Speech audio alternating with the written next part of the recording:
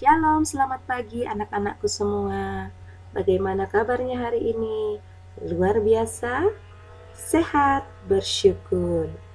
Hari ini kita akan belajar materi pendidikan agama Kristen kelas 1, pelajaran yang keempat, yang berjudul atau yang memiliki tema Aku dan Keluargaku. Nah, beberapa ayat Alkitab yang anak-anak bisa baca bersama dengan Bapak Ibu. Yang pertama adalah di kitab Kejadian pasal 21 ayat 1 sampai yang ke-7, serta di kitab 1 Samuel pasal yang kedua ayat yang ke-19. Nah, aku dan keluargaku. Coba perhatikan gambarnya.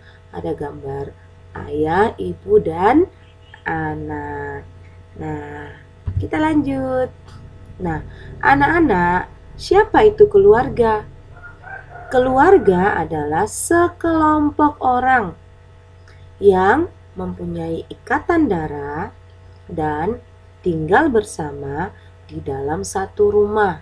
Jadi keluarga itu orang yang mempunyai ikatan darah, bersaudara, dan tinggal bersama dalam satu rumah. Nah, di dalam keluarga ada yang disebut dengan keluarga inti. Keluarga apa anak-anak? Keluarga inti. Nah, keluarga inti terdiri dari ayah. Siapa lagi yang termasuk keluarga inti? Ibu. Siapa lagi? Anak. Jadi, kalau Bu Siska bertanya, siapa yang termasuk keluarga inti? Anak-anak menjawab, ayah, ibu, dan anak. Nah, apa pengertian keluarga? Keluarga adalah sekelompok orang yang mempunyai ikatan darah dan tinggal bersama di dalam satu rumah. Sampai di sini anak-anak mengerti? Yuk kita lanjut. Nah, Bu Siska akan menunjukkan ini yang disebut dengan pohon keluarga. Pohon keluarga.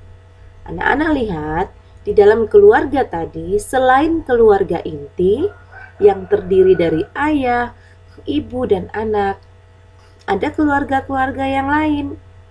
Nah, di dalam pohon keluarga ini kita mau melihat. Nah, selain ayah, ibu, dan anak, ada siapa lagi? Nah, ada kakek dan nenek, Mbah Kakung dan Mbah Putri, Oma dan Opa, Opung Boru, dan Opung apa tuh? Nah, kalau orang Batak punya panggilan sendiri ya. Nah, siapa kakek dan nenek? Kakek dan nenek adalah orang tua dari ayah atau ibu kita. Jadi ayah kita punya orang tua, kita sebut kakek dan nenek. Ibu kita juga punya orang tua, kita sebut kakek dan nenek. Nah, kakek dan nenek kita punya anak, gak cuman ayah kita, gak cuman ibu kita. Kakek dan nenek juga punya anak yang lain. Nah, anak dari kakek dan nenek, saudara dari ayah kita sebut bibi atau paman. Jadi kalau ayah kita, ibu kita punya saudara, kita menyebutnya bibi atau paman. Nah, bibi dan paman kita punya anak. Anaknya kita sebut apa? Anaknya kita sebut sepupu. Nah, kalau kita dipanggil oleh kakek nenek kita sebagai apa? Cucu. Betul sekali. Nah, jadi perhatikan ya, dalam keluarga itu ada kakek nenek, ada paman bibi, ada sepupu, ada yang disebut cucu, ada yang disebut keponakan. Bibi dan paman memanggil kita keponakan. Ayah dan ibu memanggil sepupu kita keponakan. Kakek dan nenek memanggil kita dan sepupu kita, cucu. Inilah yang dimaksud dengan pohon keluarga. Nah, setiap anggota keluarga mempunyai tugas dan kegiatan yang berbeda-beda. Tugas ayah sebagai kepala keluarga, yaitu bertanggung jawab terhadap kelangsungan hidup keluarganya, mencari nafkah, bekerja, mencukupi kebutuhan keluarga. Jadi ayah adalah kepala keluarga yang bekerja, mencari nafkah untuk mencukupi kebutuhan keluarga. Sedangkan ibu, tugas ibu adalah mengatur dan mengelola rumah tangga. Ibu yang mengatur hari ini mau makan apa, ibu yang mengatur kadang-kadang hari ini anaknya mau pakai baju apa. Nah, tugas ibu adalah mengatur dan mengelola rumah tangga. Nah, anak-anak yang dikasihi oleh Tuhan, orang tua memiliki kewajiban. Anak-anak juga memiliki kewajiban. Kewajiban orang tua adalah merawat dan mendidik anak-anaknya sampai dewasa. Dan anak-anak punya kewajiban kepada orang tua untuk menghormati, untuk mentaati, serta membantu pekerjaan dalam keluarga. Jadi anak-anak harus hormat, taat, dengar-dengaran sama orang tua, sama ayah dan ibu. Dan sudah bisa membantu pekerjaan dalam rumah, membantu menyapu, membantu membuang sampah, membantu membersihkan permainan setelah habis bermain, ya. Jadi anak-anak juga wajib punya kewajiban di dalam keluarga. Orang tua merawat dan mendidik anaknya, anak-anak menghormati dan mentaati orang tua. Nah, setiap anggota keluarga harus saling mengasihi, harus saling menyayangi. Bagaimana caranya? Saling berbagi. Kalau kakak punya mainan, adiknya diajak main. Kalau kakak punya jajanan, adiknya dibagi. Saling peduli. Kalau mamanya lagi sakit, kita bisa membantu mama, menolong mama. Saling memaafkan. Tidak marahan terus-menerus sama mama, sama papa, sama adik. Harus saling memaafkan, serta saling menolong, membantu di dalam keluarga. Nah, anak-anak, apa buktinya bahwa orang tua mengasihi kita? Tuh, lihat siapa yang pernah main kuda-kudaan sama papanya, atau siapa yang pernah bantu papanya kerja. Mamanya nyuci, siapa yang pernah bantu menjemur. Nah, bukti orang tua mengasihi anak, yaitu orang tua merawat dengan kasih yang tulus, mencukupi kebutuhan hidupnya, membantu anak dalam kesulitan. Oke, sebelum kita lanjut, Siska ajak anak-anak bernyanyi bersama dengan orang tua. Tepuk tangan.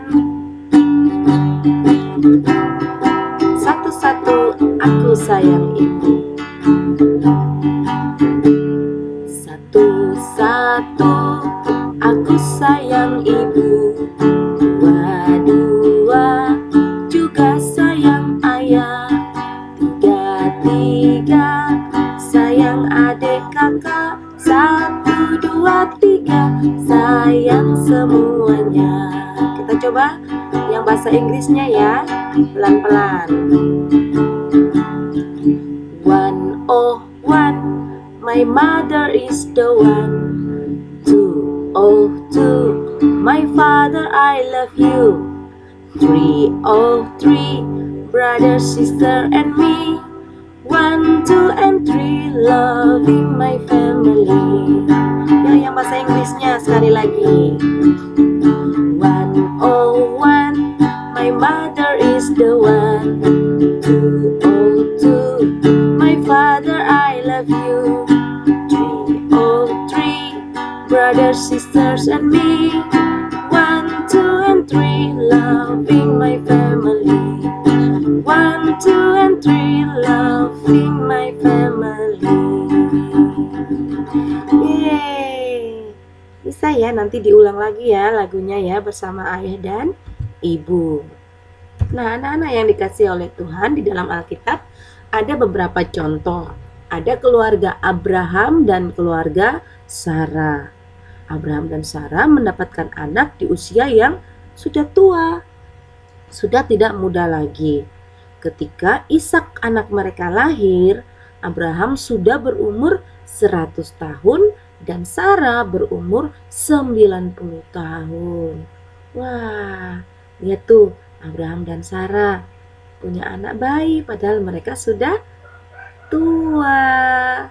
Ini membuktikan bahwa Tuhan kita itu luar biasa, dahsyat, ajaib. Orang tua pun yang tidak punya anak bisa dibawa Tuhan, bisa Tuhan berikan anak. Nah, Abraham dan Sarah memiliki anak, yaitu namanya siapa? Ishak. Apa arti nama Ishak? Arti nama Ishak adalah tertawa. Karena waktu Tuhan bilang sama Abraham, Abraham, aku akan memberikan kamu anak, mereka nggak percaya, mereka tertawa. Hihihi. Emang bisa ya kalau orang tua punya anak? Jadi Ishak punya arti nama tertawa. Ini contoh yang pertama. Contoh yang kedua, ada keluarga Amram dan Yokebed. Nah, Amram dan Yokebed memiliki anak. Ada 3 sih anaknya. Ada Harun, Miriam, dan juga ada yang namanya Musa. Jadi Amram dan Yokebed ini anaknya ada 3. Harun, Miriam, dan Musa. Nah, Musa waktu dia lahir itu disembunyikan, dibuang ke Sungai Nil karena takut mau dibunuh sama tentara Mesir. Karena pada waktu itu Amram dan Yokebed kan orang Israel. Anak-anak orang Israel itu kalau laki-laki harus dibunuh. Jadi waktu Musa lahir, dia disembunyikan di Sungai Nil dan ditemukan oleh putri Fir'aun.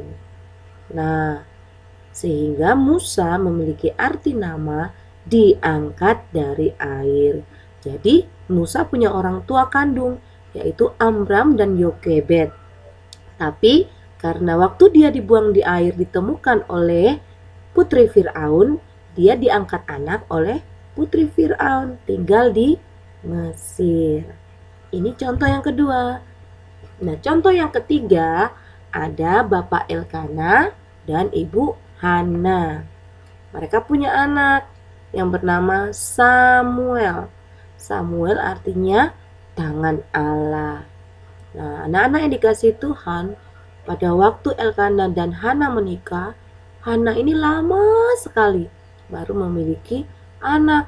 Sehingga dia berjanji kepada Tuhan, kalau Tuhan memberikan dia anak, dia akan memberikan anak tersebut untuk tinggal di bait Allah, tinggal di gereja, melayani Tuhan. Akhirnya Tuhan mengabulkan doa Hana. Hana akhirnya mengandung dan melahirkan Samuel. Seperti janjinya, Ibu Hana akhirnya menyerahkan Samuel kepada Imam Eli. Imam Eli itu pendeta yang ada di bait suci, yang tinggal di gereja.